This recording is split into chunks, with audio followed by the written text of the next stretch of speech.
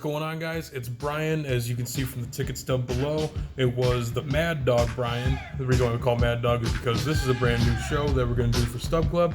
It's Stub Club Sports. We're going to be talking all sports because you don't just get ticket stubs for movies, you get ticket stubs for music, concerts, and of course, sporting events.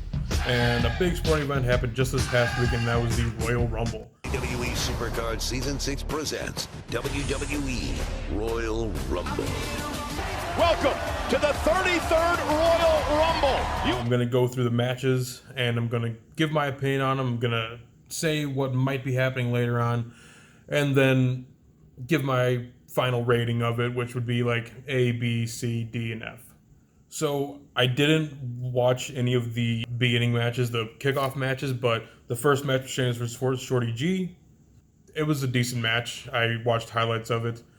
Nothing too insane to really talk about. It was a decent match at the end of it. Then the next match was the United States Championship with Andrade versus Humberto Carillo. I didn't watch that match either, but Andrade has been really good. Humberto has been kind of wishy-washy so far for me. Let's get on to the main card for the Royal Rumble. Our first match is the Falls Count Anywhere match with Roman Reigns versus King Corbin. And here comes the big dog. How angry Roman is. Roman Reigns is not going to wait. He goes right after King Corbin. There are no disqualifications. There are no counts. Many times King Corbin has gotten the upper hand. Roman Reigns looking to correct us. And I just have to say, I'm not a fan of King Corbin. I really haven't been for a long time. I liked his old character with just Baron Corbin and how he was the lone wolf and doing all that stuff. Not the biggest fan of Roman Reigns either. I've grown to appreciate him though, because he's not the worst worker there is, but he's also not the best worker there is. But this match goes for about 21 minutes. It starts off boring, but it gets better at the end because they bring in Corbin's Court with Dolph Ziggler and Robert Roode. And then the Usos come in and they start doing all the battles and they start helping out each other. It's nice to see the Usos back on TV again. They just haven't really done anything useful with them yet. They've been more of the lackeys to Roman Reigns. I mean, family's family, I guess is what you can say. They brawl out into the ballpark because they're at Minute Maid Park in Houston.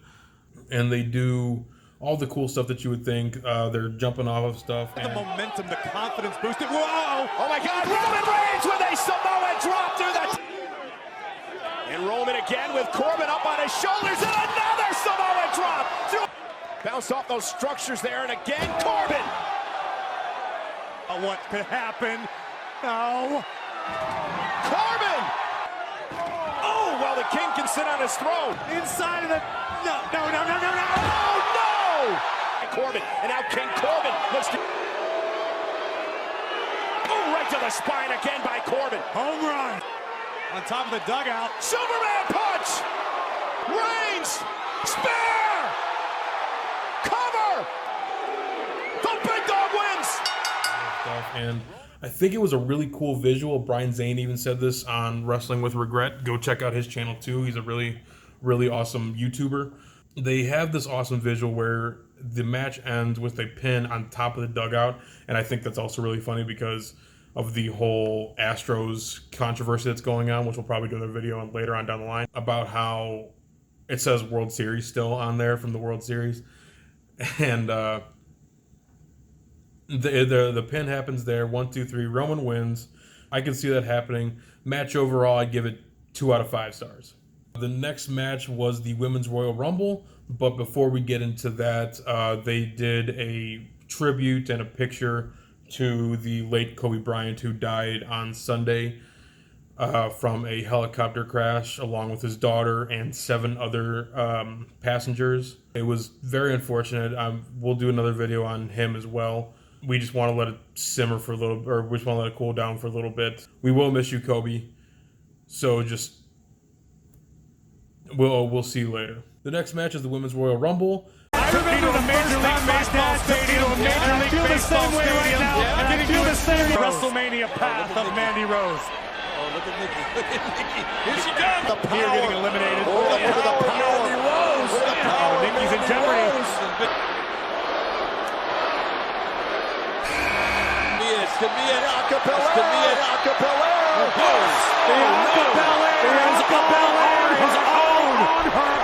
It starts out pretty good with Bianca Belair coming out along with Alexa Bliss, and they last probably the longest in the entire match. I would say this was kind of I would say this is a good Royal Rumble. I liked it. Mighty Molly returned, which was awesome. I've always really liked Mighty Molly, Molly Holly. She was always a better worker back then. We got a couple new entrants with like Candice LeRae. We had a really good spot with Mandy Rose, who she fell out of the ring before she was going to get eliminated, but one of the Heavy Machinery, Otis, caught her. She was literally laying on top of Otis because they have this whole thing now where he's in love with her and she's just letting it happen and stuff like that. Otis! Otis! Mandy never touched the floor! Thing I've ever seen happen. Rose is still in this. Mandy Rose is still in this. This is a driving movie screen. He's as wide as a driving movie screen. Like a human eclipse. So that was a really cool one. She was able to escape and get back into the ring. Natalya came out. We had an appearance from Beth Phoenix, who got blasted in the back of the head when she hit her head on the turnbuckle, and it's a steel turnbuckle, so it's going to do some damage.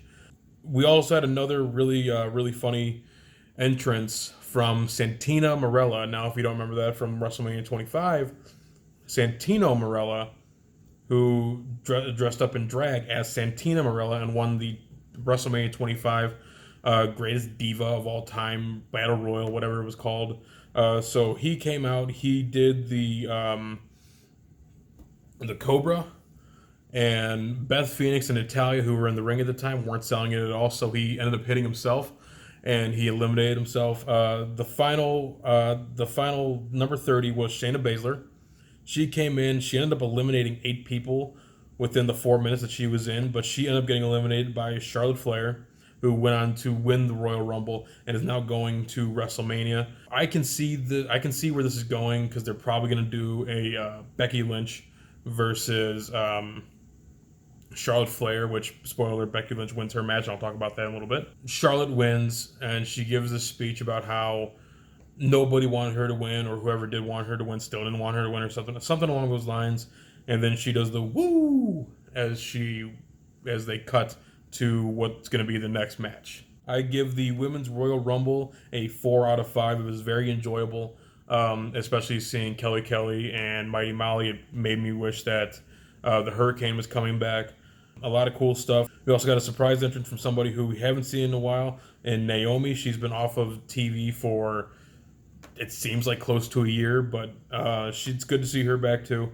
I can't wait to see where Charlotte Flair is going to go, because now they're looking to see if she can be more of a face, I want to say, especially with what happened last night on Raw, because Becky Lynch gave kind of a heel promo, but we'll see where that goes. The next match was Bayley versus Lacey Evans. Bayley comes out on top of this one. I didn't really pay attention to this match. I like Bayley and Lacey Evans. They're both good workers. I haven't been paying attention too much to what they've done on SmackDown recently, but I know that Lacey Evans' kid is involved in it. They do a couple good moves from what I remember. I believe there was a moonsault. I didn't watch this match. I can't give it a rating, really, to give it a better understanding. I probably have to rewatch it, but I like Bayley, and knowing her work, I'm sure this was a good match, but I can't give my opinion on it because, again, I didn't watch it. The next matchup is The Fiend Bray Wyatt defending his championship in a strap match against Daniel Bryan. He just swatted Bryan away, and now into the post face first. Look at the welts building now on the back of Daniel Bryan. I love the Fiend character, and I've grown to enjoy Daniel Bryan. I wasn't a fan of his when he was doing his yes movement when he won the titles at WrestleMania 30. But I've started to enjoy watching him come back, and I'm happy that he's back. I'm happy that he's healthy again to come back and do what he loves to do. So congratulations, Daniel. This match was very fun to watch, especially when it started getting into the creepy factor with Bray Wyatt. The whole strap really did come into play further on down in the match. Like Daniel Bryan's pulling Bray through the ropes into the turnbuckle, and they're whipping each other with it, and Bray's yelling, "I need more," and he's laughing and he's laughing and he's laughing, and it makes it creepier. And at the end of the match, Bray has the mandible claw on Daniel Bryan, and Daniel Bryan is trying to escape, and Bray picks up Daniel Bryan in almost like a choke slam sort of way, and he choke slams him while he still has the mandible claw in, which was a really sweet spot. And he goes for the pin, and Bray Wyatt wins. And the mandible claw once again. The Fiend getting mandible claw locked in. The Fiend going to play it, Bryan. Here is your winner and still Bray Wyatt. You cannot take anything away tonight. But in the end,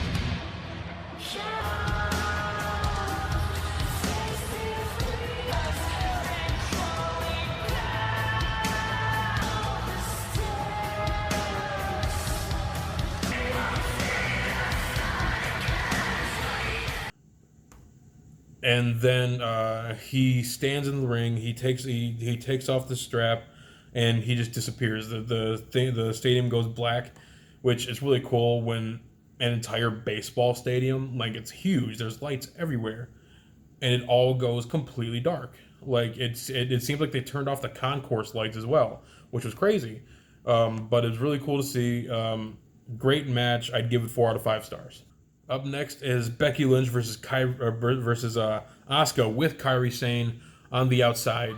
Definitive ending to this matchup, but this is here we go. unleashing. Here we go. Boom! The big split. It's all coming out of Lynch right now. Can she finish it? Can Becky Lynch Pop. Maybe she can beat it right here. Oh! Second away. It's a great match. I really enjoy watching Asuka versus Becky Lynch because Asuka's one of my favorite superstars, and so is Becky Lynch. This whole thing about Becky Lynch trying to get this monkey off her back, which is saying that she's never beaten Asuka, which for some reason I feel like she has. I feel like I saw something where Becky Lynch did beat Asuka, or somewhere along those lines. It might have been Charlotte Flair, but I want to say that Becky Lynch did beat Asuka at one point, but if she didn't, then this was her first win because she retained the Raw Women's title.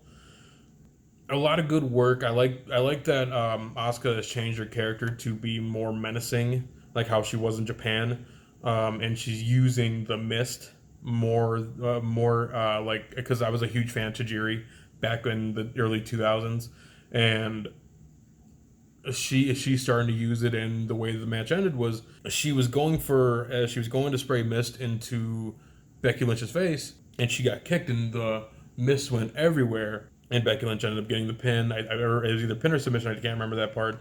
Becky Lynch doing everything she can to perform the official, but Asuka, down goes Lynch, cover! Oh, that kick! Lynch had been knocked out. How is Becky Lynch doing this? How does that happen? It brings Becky Lynch to the canvas. Wait. Oh, wait a minute. Down on the armbar attempt. No. Wow, shoulders down. Lynch reaching out for the arm, trying to set it up. Oh, driven into the kick. 1 year in the making. Look at these strong strikes. Went for the spinning back fist. Now Becky Lynch trying to fight her. Asuka. Whoa! Oh, the Green Mass King. Whoa! By Lynch. She got it locked in. She's got it locked in.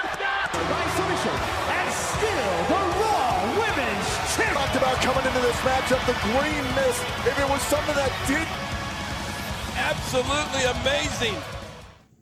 But overall, good match, good storytelling, good work from both. I would love to see this match again.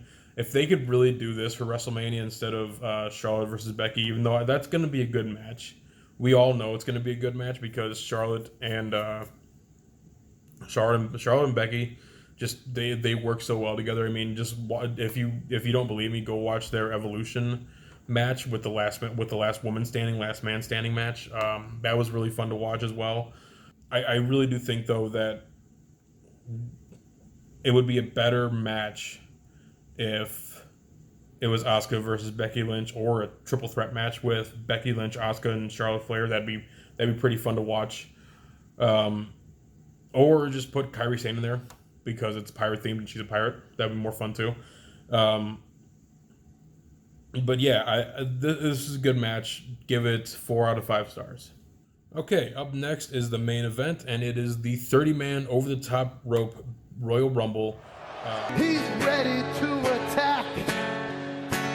Hey, man. That is what the Beast is all about. Eric Rowan caught him with a elbow and eliminated by Brock is Rowan. He's taking care of 2 of them. He's making an easy night. Well, entering at number 5. The man who returned to Friday Night SmackDown a couple of weeks ago for the first time in 8 years. Rumbles, guys. You're absolutely right, Booker. Look at this inhuman power. Oh, this is interesting. Kofi Kingston, and he has a chance now. The base, look at Kofi go! Picked up by Brock, though, and driven into the corner. This is this matchup in 5 seconds. Is Kofi going to make it the full distance here? Plenty of history. Lesnar's not going to take any pity on him for any reasons in a match like But this. Mysterio using Brock Lesnar is making this look easy. This is an honest question. Big E, the near 300-pounder, going to march to the ring in his 7th Rumble appearance. Got to go after the Beast and try to eliminate Lesnar. Kingston, Big E, Mysterio, and Brock Lesnar fights out of it. He's going to do it. He's got the Beast off his feet. Big E, big ending to Lesnar. Elimination number 5 by Lesnar. Did you see that athleticism? Big E, and an F5 to Kingston, who's eliminated. Trying to do what no one else has been able to. Eliminate the WWE Champion. Uppercuts. Uppercut. See that? Entering at number 10, Shelton Benjamin.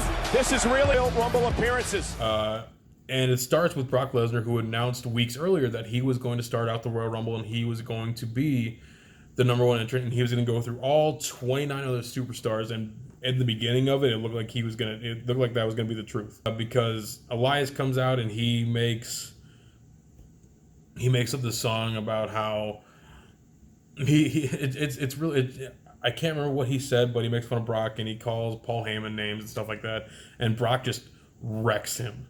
Like, he didn't even give him a chance to even put his body into position to defend himself.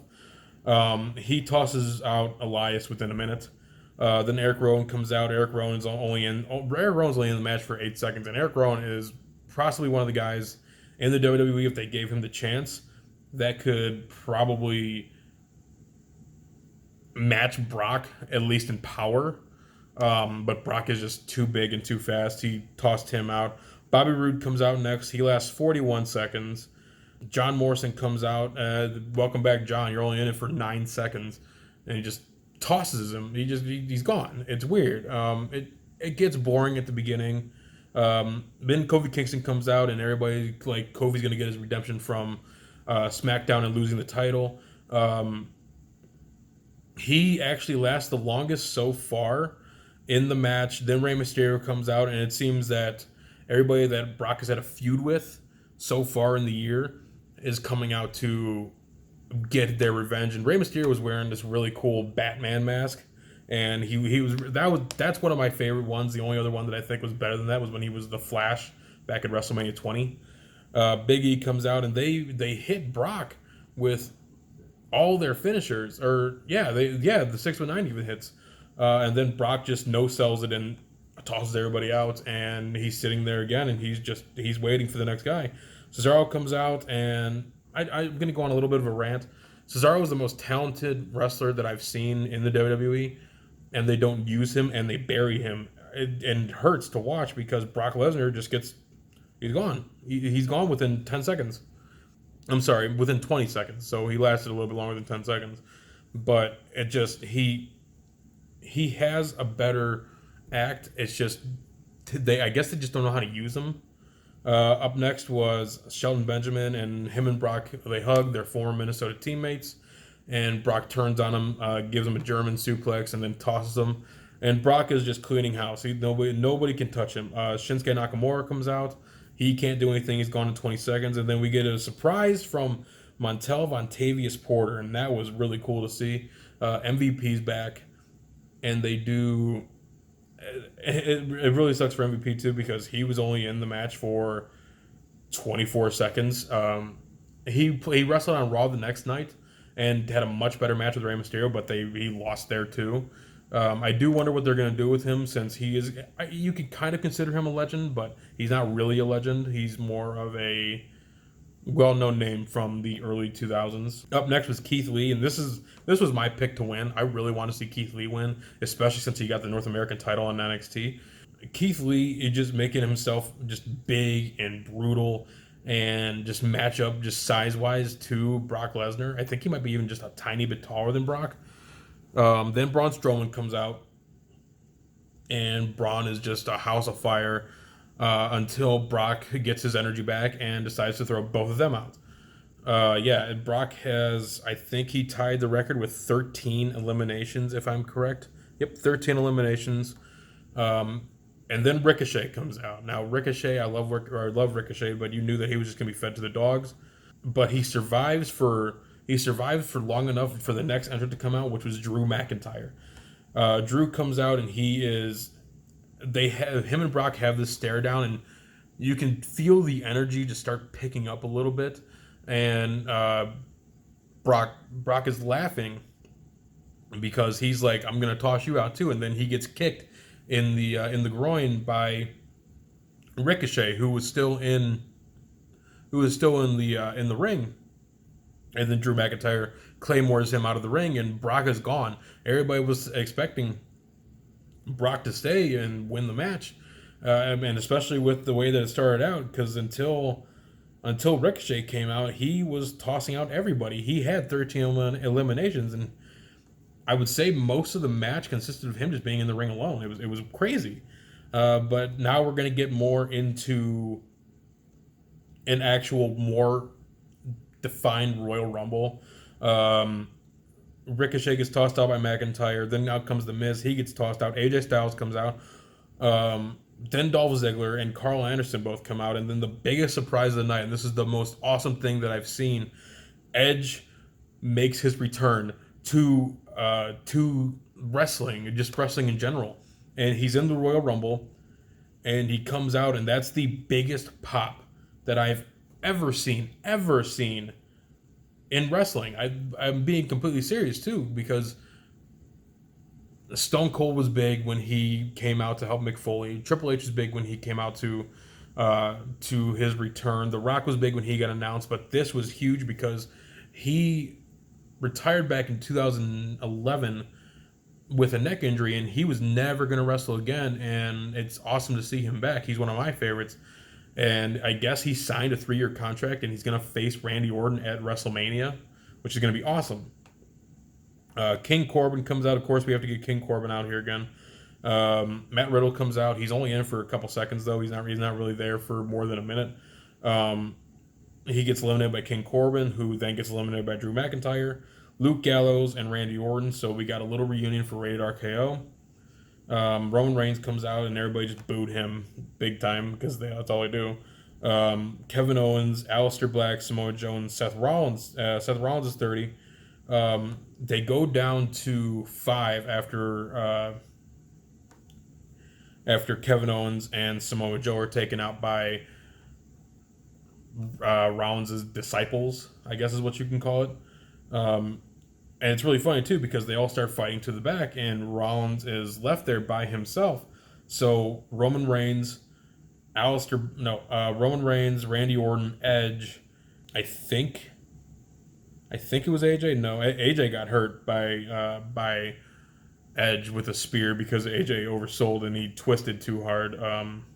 Who was it? Randy Orton, Roman Reigns, Edge, and I can't really remember who the other fourth one was, but they all took out Seth Rollins, and the Final Four is always fun to watch because it was awesome seeing Edge in there. Edge and Orton were saying like, yeah, we're gonna work together and we're gonna get these two out, and then Edge turned on Orton and tossed him out of the ring. And the final is that that's who it was, Drew McIntyre. I'm an idiot. Drew McIntyre was the fourth one. Drew McIntyre wins. Drew McIntyre. McIntyre eliminates Boom! Claymore knocks the WWE champion to the floor. Tyre eliminates Ricochet. The Miz, a veteran of the Royal Rumble match, making his 12th Rumble. And it's awesome to see him go through his journey of being in 3MB and being a lackluster Intercontinental Champion during a time when WWE was very not good, I guess is what you can say. And it's awesome to see him go into WrestleMania, and he already announced it because it's coming out later after Raw. He already announced he's going to go against Brock Lesnar. I think that's going to be a great match, and we're definitely going to do a video on that. But this match, I have to give it 5 stars. 5 stars. It's a 5-star match. It's great. It was fun. The build for Brock Lesnar was just awesome, and then the build for Drew McIntyre coming in like a monster and just claymoring him out of the ring was just incredible to watch. Yeah, 5 stars. Definitely watch it if you have the WWE Network, or look for it. I wouldn't say do it illegally because that's bad. But if you have a friend who can let you borrow it, definitely do it. Overall, the show itself, I'd give it a B area for the event. I wasn't too into the Bayley match. I also wasn't too into the Becky Lynch match. I do like watching them work, but I wasn't very into it.